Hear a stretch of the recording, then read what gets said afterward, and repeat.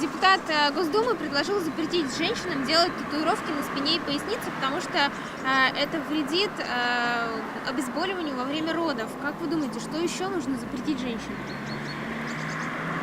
Это дело каждого, Курить. выбор лично человека, что делать и как поступать. Надо с головой дружить.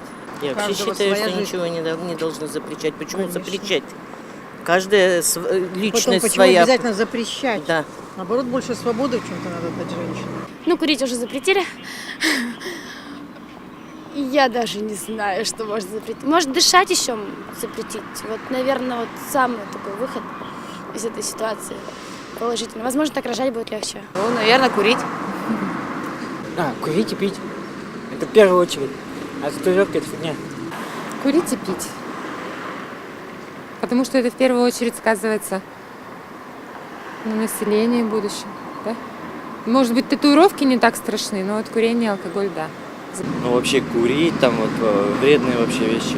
Не только ведь на спине татуировки, на руках делают, на плечах. Это все же вредно. С возрастом это потом все влияет на организм, на детей потом. Курить.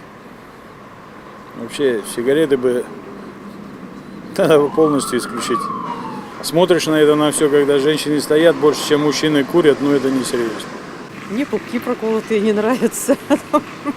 Не знаю, может, молодежи это и нравится.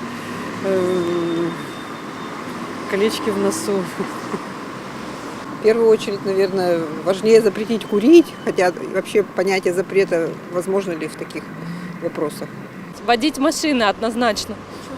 Ну как это? Ну, потому что все-таки, видимо, мозг действительно по-разному устроен у мужчин и у женщин. Так что реакция ноль, конечно. Вы знаете, им не надо ничего запрещать. Им надо, наоборот, как-то поднимать, чтобы они хотели все, что хотят.